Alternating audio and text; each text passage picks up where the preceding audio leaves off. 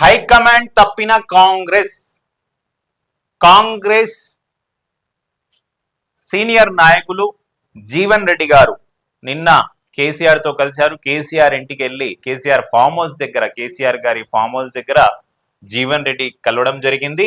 అయితే జీవన్ రెడ్డి కేసీఆర్ గారి farm house కి వచ్చినప్పుడు కేటీఆర్ గారు మాత్రం బయటకు వచ్చి షాలువా గప్పి ఆయన కారులో నుంచి రిసీవ్ చేసుకుని లోపలికి వెళ్ళిపోయారు.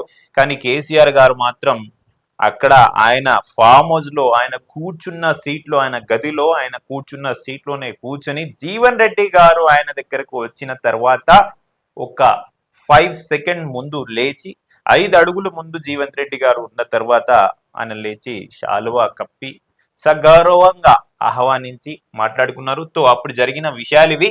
పట్టు కోల్పోయిన ఏఐసిసి రేవంత్ చెప్పినట్టు తలుపే పిసిసి. ఏఐసిసి పట్టు కోల్పోయింది, రేవంత్ చెప్పినట్టుగా పిసిసి నడుస్తుంది. మీతో కలిసి చేయమని దేవుడే పంపిండు. జీవన్ రెడ్డి గారు అన్నారంట, మీతో కలిసి పని చేయండి అని దేవుడే నాకు పంపిండు సార్. అన్నా, నన్ను మీతో కలిసి పని చేయమని దేవుడే పంపిండు. తెలంగాణకు నష్టం జరుగుతున్నా ఈ క్లిష్ట సమయంలో మీతో కలిసి నడవాల్సిన అవసరం ఎంతైనా ఉన్నదన్నా. చాలా గ్యాప్ తర్వాత ఇన్నాళ్ళకైనా మీతో కలిసి పనిచేసే అవకాశం రావడం నా అదృష్టం అని జీవన్ రెడ్డి గారు చెప్పారంట. కేసీఆర్ గారితో కాంగ్రెస్ కార్యకర్తలకు గుర్తింపు ఎక్కడున్నది? ఆ పార్టీ ఉనికి కోల్పోవడానికి కారకులు ఎవరు?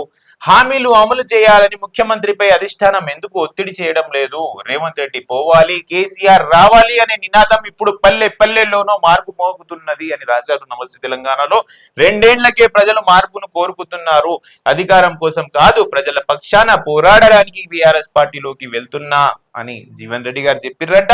మీడియాతో సీనియర్ నేత జీవన్ రెడ్డి వెల్లడి. ఎర్రబెల్లిలో బీఆర్ఎస్ అధినేత కేసీఆర్ తో జీవన్ రెడ్డి భేటీ.